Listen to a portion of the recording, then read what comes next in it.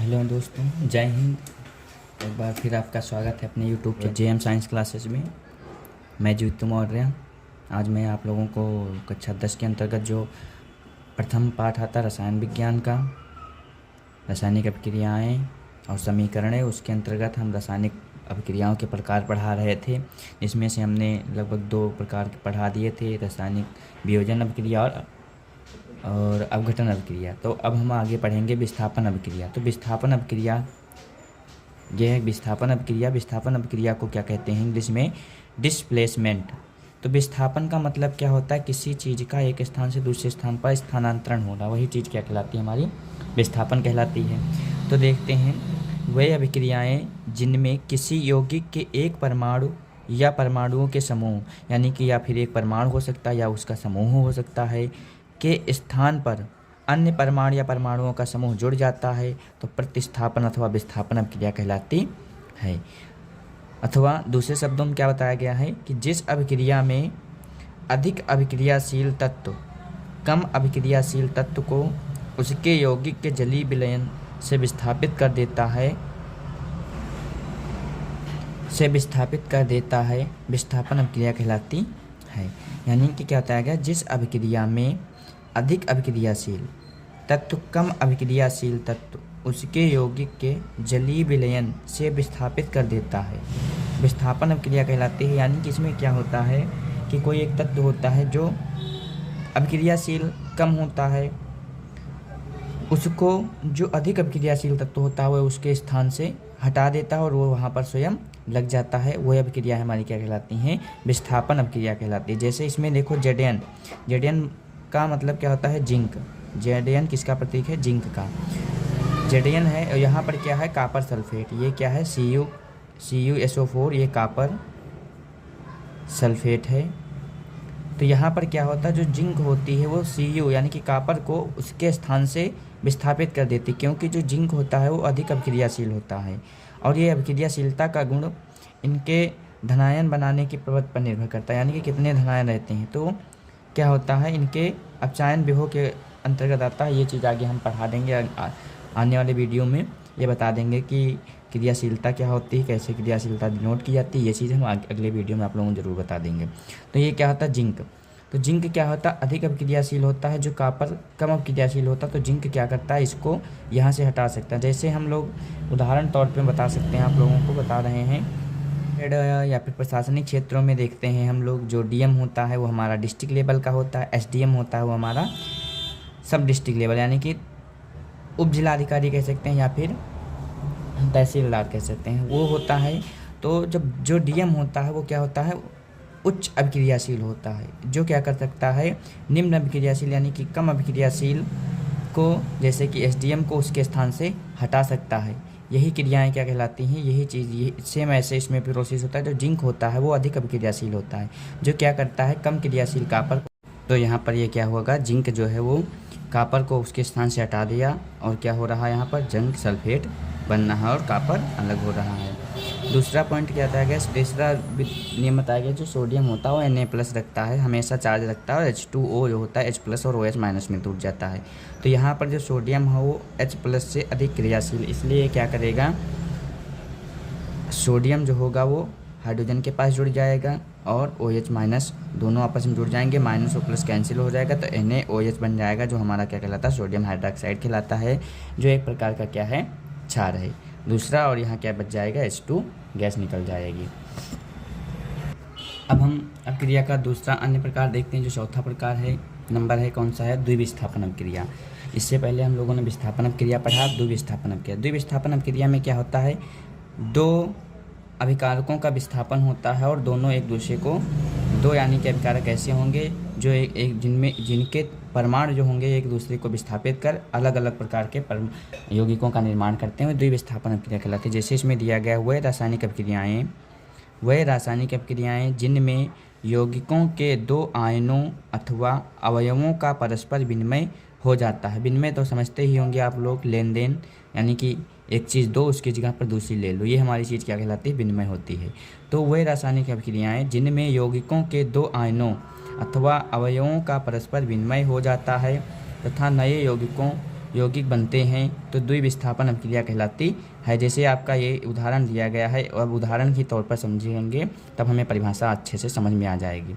जो Ag और NO3 यानी कि ये आपका क्या है, सिल्वर नाइट्रेट है ना। Ag जो होता है सिल्वर होता है, तो Ag सिल्वर नाइट्रेट जो होगा तो Ag प्लस में और NO3 माइनस में टूटता हमेशा, है ना।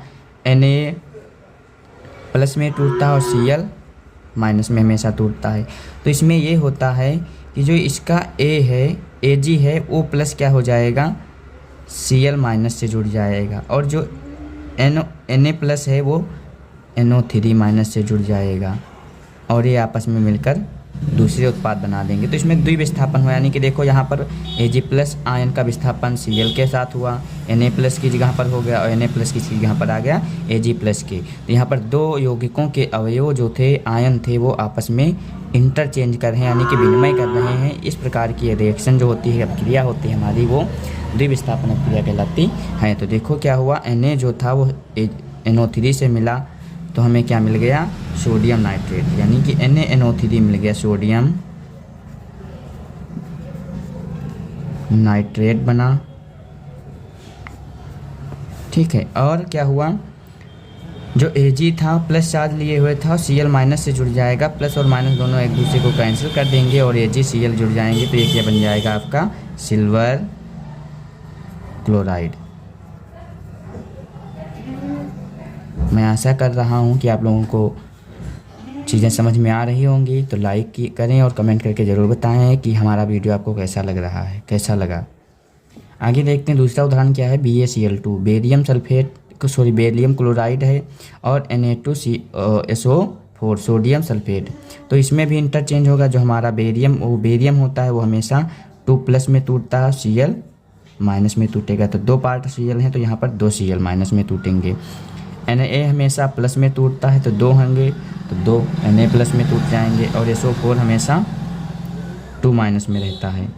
अब देखते हैं इसमें क्या होगा, हम पढ़ क्या रहे हैं, द्विविस्थापन अभिक्रिया। तो द्विविस्थापन अभिक्रिया में होता क्या है, जो आयन्स होते हैं, समान एक प्रकार के आयन अपने ही जैसे आयनों को उनके स्थान से विस्थापित करके वहाँ स्वयं लग जाते हैं, यानी कि वो एक दूसरे को अपने अपने स्थान से हटा देते हैं और एक दूसरे के स्थान पर को चुन लेते हैं। जैसे यहाँ पर बेरियम था, तो बेरियम को सोडियम हटा देगा, तो सोडियम यहाँ लग जाएगा, और बेरियम कहाँ लग जाएगा, यहाँ लग जाएगा। इस तरह से होता है। तो ये देखो यहाँ पर जैसे हमारा उत्पाद बना, तो ये दोनों जब Ba2+ है, वो किससे जुड़ जाएगा, SO4 2 माइनस से। तो ये दोनों जब आपस में जुड़ जाएंगे तो हमें क्या मिल जाएगा, बेरियम सल्फेट, यानी कि ये हमें क्या मिल गया, बेरियम सल्फेट। और यहाँ क्या बचा हमारे पास, Na2+ बचा और Na प्लस बचा और Cl माइनस। Na और Cl जुड़ जाएंगे तो NaCl मिल जाएगा, 2 इधर हैं 2 इधर है, तो यहाँ पर कितने भाग हो जाएंगे, 2 पार्ट हो जाएंगे। तो यहाँ क्या बन जाएगा आपका सोडियम क्लोराइड, जो आपका एक प्रकार का नमक है, जो साधारण नमक है, हम लोग जो खाते हैं वही सोडियम क्लोराइड। तो दोस्तों हम आशा करते हैं आप लोगों को वीडियो ज़रूर समझ में आ रहा होगा, तो लाइक ज़रूर करें हमारे वीडियो को। अब हम आगे देखते हैं इसी से संबंधित अवक्षेपण अभिक्रिया। अवक्षेपण अभिक्रियाएँ क्या होती हैं, और एक बात बताना यहाँ हम आप लोगों को भूल गए कि ये जो होता है BaSO4 जो होगा, वो यहाँ पर देखो ये एरो नीचे की ओर दिखाई गई, तो ये इसका मतलब क्या होता है, अवक्षेप होता है। अब इसी से रिलेटेड आपको ये अभिक्रिया भी मिल गई, अवक्षेपण अभिक्रियाएँ। तो अवक्षेपण अभिक्रियाएँ क्या होती हैं, वह रासायनिक अभिक्रियाएँ जिनके फलस्वरूप मतलब क्या होता है, उनकी जब क्रिया होती है, कोई कार्य करते हैं, उसके बाद हमें फल मिलता है। तो इसी तरह से जब कोई अभिक्रिया करवाते हैं तो उसका जो फल मिलता है, यानी कि उसके फलस्वरूप हमें क्या मिलता है, कोई अविलेय पदार्थ जो घुले ना, यानी कि अवक्षेप उत्पन्न होता है, उन्हें अवक्षेपण अभिक्रिया कहते हैं। तो ये सीधी बात हम ये कह सकते हैं कि वे रासायनिक अभिक्रियाएँ जिनमें हमें फल के रूप में, यानी कि उत्पाद के रूप में अविलेय पदार्थ मिले या अवक्षेप मिले, उत्पन्न होता है या मिलता है, वही हमारी अभिक्रियाएँ क्या कहलाती हैं, अवक्षेपण अभिक्रियाएँ कहलाती हैं, तथा अविलेय पदार्थ अवक्षेपण कहलाता है। अब अगली अभिक्रिया जो चीज़ यहाँ बताई ही गई है कि BaCl2 यानी कि बेरियम क्लोराइड का जब हम अभिक्रिया किसके साथ करेंगे, सोडियम सल्फेट के साथ करेंगे, तो हमें क्या मिल जाएगा, बेरियम सल्फेट का एक अवक्षेप मिल जाता है। तो ये इसका मतलब क्या है, ये हमारी अभिक्रिया क्या है, अवक्षेपण अभिक्रिया है। ये उदाहरण के तौर पर आप लोग यहाँ पर लिख लेना, या हम यहाँ भी बता दे रहे हैं कि BaCl2 plus Na2SO4 gives out. जब ये रिएक्शन करेंगे तो Ba हमेशा किसके, Ba+2+ में टूटता है तो SO4 से जुड़ जाएगा, तो यहाँ क्या बन जाएगा BaSO4 और प्लस Na+ में टूटेगा, Cl- में टूटेगा, तो ये बना लेंगे NaCl।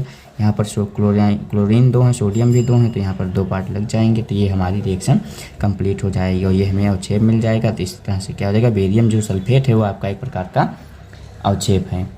क्लियर।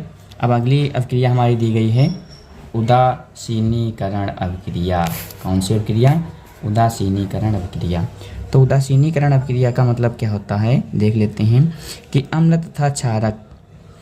तथा क्षारक के जलीय विलयन में अभिक्रिया के फलस्वरूप तथा जल का बनना उदासीनीकरण अभिक्रिया के फलस्वरूप लवण तथा जल का बनना उदासीनीकरण अभिक्रिया कहलाता है। तो उदासीनीकरण अभिक्रिया का मतलब क्या होता है कि अम्ल और क्षारक को जब किसी जलीय विलयन में आपस में मिलाते हैं, यानी कि जलीय विलयन का मतलब क्या होता है, ये लिक्विड स्टेट में होने चाहिए, यानी कि द्रव में होने चाहिए। तो जब इन दोनों को आपस में मिलाया जाता है अम्ल और क्षार को, तो हमें क्या मिलता है, उसके फलस्वरूप यानी कि क्रिया होने के बाद हमें लवण मिलता है, नमक मिलता है और जल मिलता है। इसी प्रकार की जो अभिक्रिया होती है वो अभिक्रिया क्या कहलाती है, उदासीनीकरण अभिक्रिया कहलाती है। जैसे यहाँ पर हमारे पास एक अम्ल हम लोगों ने ले लिया है, कौन सा हमने ले लिया है, HCl हाइड्रोक्लोरिक अम्ल, हाइड्रोक्लोरिक अम्ल है ना। तो हाइड्रोक्लोरिक अम्ल ले लिया और ये NaOH क्या है, ये हमारा सोडियम हाइड्रोक्साइड, एक प्रकार का सोडियम हाइड्रोक्साइड एक प्रकार का क्या है, क्षार है। तो ये क्षार है, ये अम्ल है। जब इन दोनों की अभिक्रिया होती है तो हमें क्या मिलता है, हमेशा लवण मिलता है, नमक मिलता है और जल मिलता है। तो देखो यहाँ पर H+ और Cl- में टूट जाएंगे, Na+ और OH- में टूट जाएंगे। ये बात हमेशा बताते आ रहे हैं, हम बता रहे हैं कि जो प्लस होता है वो हमेशा माइनस के पास जाता है, और माइनस जो होता है वो हमेशा प्लस के साथ जाता है। यानी कि जिसके पास जिस चीज़ की अधिकता होती है वह व्यक्ति उसी चीज़ की अधिकता वाले व्यक्ति के पास कभी नहीं जाता है। जिस व्यक्ति के पास उसकी कमी होगी और जिसकी दूसरे व्यक्ति को आवश्यकता होगी वो हमेशा उसी के पास जाता। तो देखो यहाँ पर प्लस की आवश्यकता अधिकता हाइड्रोजन के पास है तो वह माइनस के पास पहुँचा। क्लोरीन की अधिकता, क्लोरीन के पास माइनस की अधिकता है तो वो किसके पास पहुँचा, प्लस के पास पहुँचा। तो क्या होता है, H+ और OH- जोड़ेंगे तो क्या बन जाएगा, आपका जल बन जाएगा, और Cl- और Na+ जुड़ेंगे तो NaCl बन जाएगा, जो आपका एक प्रकार का लवण है।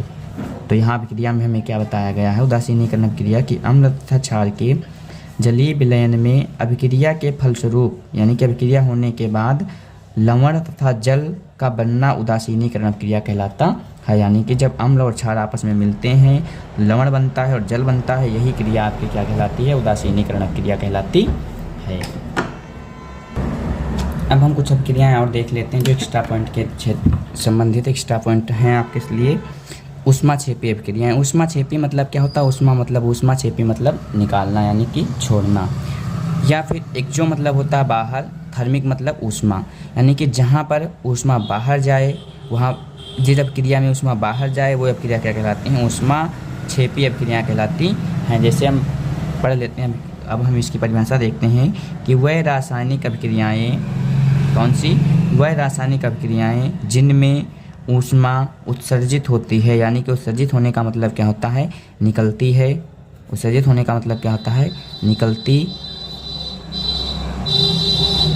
है ना, तथा अभिक्रिया मिश्रण का ताप बढ़ जाता है। यानी कि वह रासायनिक अभिक्रिया जिनमें ऊष्मा निकलती है, या ऊष्मा उत्सर्जित होती निकलती है, तथा अभिक्रिया मिश्रण का ताप बढ़ जाता है। जब ऊष्मा उसमें निकलेगी तो उसमें क्या होगा, जो अभिक्रिया का मिश्रण होगा उसका ताप बढ़ जाएगा, यानी कि वो अधिक ऊष्मीय हो जाएगी।